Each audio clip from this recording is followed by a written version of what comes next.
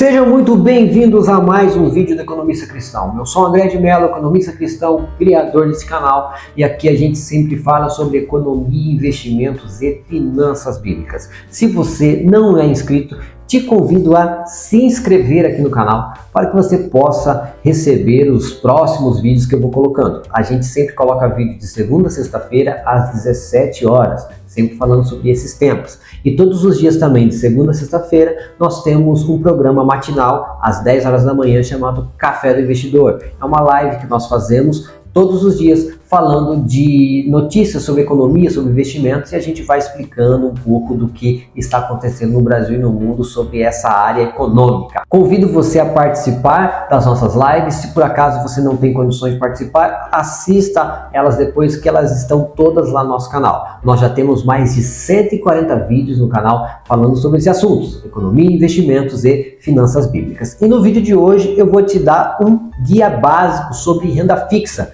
como você ganhar dinheiro através dessa forma de investimento que é conhecida como a forma mais segura. Vamos tratar sobre isso. Primeiro eu quero te falar que renda fixa nada mais é do que emprestar dinheiro. Como assim, André? Eu estou fazendo um investimento. Sim, você está fazendo um investimento. Só que esse investimento é um empréstimo de dinheiro para algum órgão, para algum banco ou para alguma empresa. Deu para entender? Vou te explicar. A renda fixa é um mercado de crédito, ou seja, você está emprestando dinheiro por troca de um papel ou de uma promessa de pagamento. E normalmente esses papéis mudam de nome. Vou te dar um exemplo.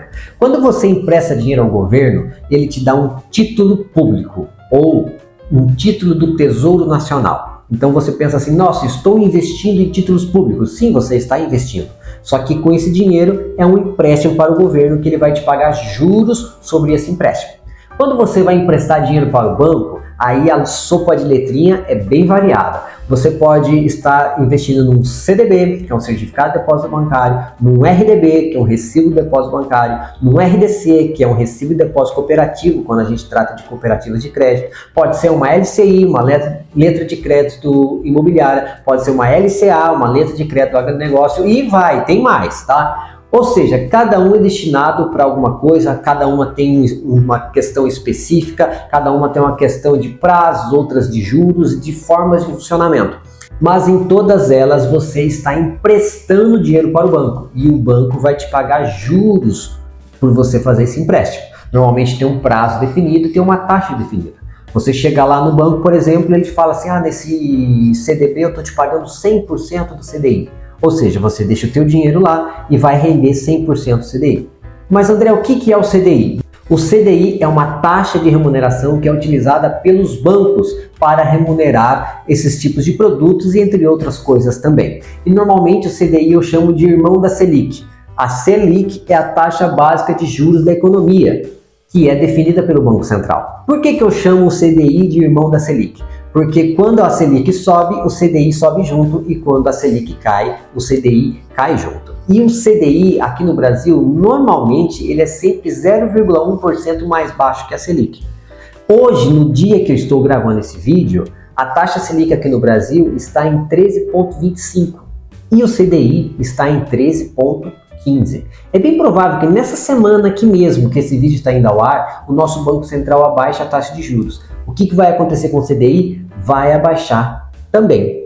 Então, se o banco fala para você que está te pagando 100% do CDI, ele vai te pagar a taxa da CDI cheio. Ou seja, se o CDI vale 13,15, ele vai te pagar 13,15 ao ano. Se o CDI passar a render 12,65, ele vai te pagar 12,65 ao ano.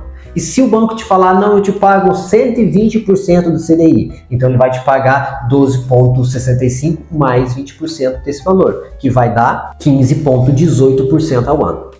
Deu para entender? Então você está emprestando dinheiro para o banco quando você compra um CDB, um RDC, uma LCI, uma LCA, ou seja, qualquer dessas sopas de letrinhas. Contudo, como eu te disse, você também pode emprestar dinheiro para uma empresa. E esses títulos têm o nome de debentures e também de CRIs ou CRAS. Nossa, agora as letrinhas baralham todas na minha cabeça, André. Vamos lá. Debentures é um nome feio, tá? Eu acho feio, para título de crédito de empresa. Sabe aquele mesmo título do Tesouro Nacional? Só que quem emite título do Tesouro Nacional é O Tesouro Nacional, ou seja, o governo. Quem emite um CDB, quem emite um RDB é o banco. Agora, quem emite uma debênture é uma empresa. Na verdade, só muda o nome, tá? Mas só que é a mesma coisa. Só que agora você está emprestando dinheiro diretamente para a empresa, ok? Mas só que vai ter uma taxa de remuneração. Depois de um prazo combinado previamente, a empresa vai te devolver o dinheiro com juros. E também tem os CRIs e os CRAs. CRIs, Certificado de Recebíveis Imobiliário, e os CRAs, Certificado de Recebíveis do Agronegócio. Deu para entender? Um é para agronegócio e o outro é para imobiliário, tá? Mas só que você também está emprestando dinheiro direto a uma empresa, ou do agronegócio, ou direto para uma empresa do setor imobiliário. Mas o funcionamento é o mesmo, ou seja, toda essa gama de renda fixa, eu te falei um monte de letrinhas aqui. Eu vou deixar aqui na descrição do vídeo o significado de cada uma dessas letrinhas, CDB, RDC, RDB, blá blá blá blá, esse monte de coisa aí, para que se você confundiu, você dá uma consultada aqui na descrição do vídeo, vai ter o que significa cada uma dessas letrinhas. Combinado? Mas tudo isso aqui é renda fixa, ou seja, você empresta dinheiro para alguém e esse alguém te devolve o teu dinheiro depois de um prazo previamente combinado com uns juros também previamente combinado. Ok? Só que a renda fixa não é tudo bonitinho, tudo tão certinho assim. Por que, André? Porque também tem os seus riscos. A gente precisa falar. Qualquer tipo de investimento tem risco. Ah, André, mas eu não gosto de risco não. Bom, risco ninguém gosta, mas só que a gente precisa conviver com ele. Porque a partir do momento que a gente nasce, a gente já está correndo risco de vida. Ou não? Certo? E quando você coloca teu dinheiro para investir, quanto maior o investimento, maior o risco. Por isso que a renda fixa normalmente é considerado um dos investimentos mais conservadores. Por quê? Porque o risco é baixo. Sim, existe risco? Existe, mas o risco é baixo. Principalmente quando a gente fala de governo e quando a gente fala de bancos. Aqui o risco é baixo. Agora, quando a gente fala de empresas, aí o risco é um pouquinho maior. Porque às vezes pode ter um problema naquela empresa e daí, quando chegar a data de te pagar ou de retornar um investimento para você com juros, essa empresa pode ter um problema de liquidez. Problema de liquidez é um nome bonito para falta de dinheiro, beleza?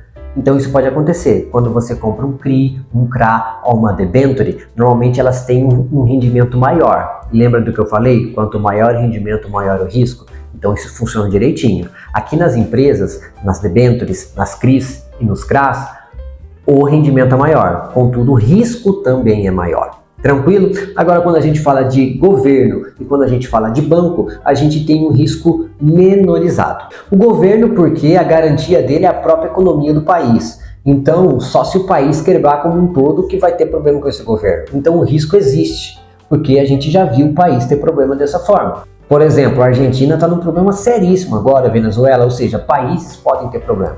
Mas só que vamos combinar, é o menor risco que existe no mercado hoje. E bancos, os bancos eles têm um fundo garantidor de crédito, que a gente chama de FGC, que significa realmente isso que eu falei, fundo garantidor de crédito, que garante até 250 mil por CPF. Ou seja, se tiver algum problema, esse fundo vai lá e te coloca o valor, lembrando que é limitado em 250 mil por CPF, ou seja, se o teu dinheiro aplicado na renda fixa é maior do que esse, aí o que passa desse valor o fundo não cobre. Contudo, a gente tem alguma garantia e isso faz com que o risco seja menorizado, mas a gente sempre tem que entender que eles existem sim. Tranquilo? Então vamos dar uma recapitulada aqui no tudo que eu falei, foi de uma forma bem resumida do que existe na renda fixa. Lembrando que a renda fixa sempre é emprestar dinheiro a alguém. Você pode emprestar dinheiro para o governo, você pode emprestar dinheiro para o banco ou você pode emprestar dinheiro para as empresas. Os nomes dos títulos mudam, mas só que você sempre vai estar colocando dinheiro para que depois de um prazo previamente acordado, com uma taxa de juros previamente acordada, você aplica seu dinheiro e você depois recebe ele com juros. Existe risco? Sim, existe. O risco pelo governo é baixo, mas existe. Pelo banco também é baixo, devido ao fundo garantidor. Pelas empresas tem um risco um pouquinho maior. Só que, se você quer colocar o dinheiro aqui nas empresas, vá para as maiores, entendeu? Existem grandes empresas aí que fazem esse tipo de operação de debêntures, de crise, de CRAs e que funcionam muito bem.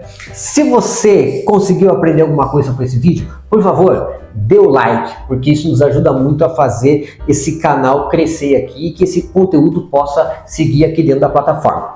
Se você ainda não é inscrito, convido a se inscrever para que você possa receber os próximos vídeos que eu vou colocando aqui no canal do Economista Cristão. E eu te vejo num próximo vídeo.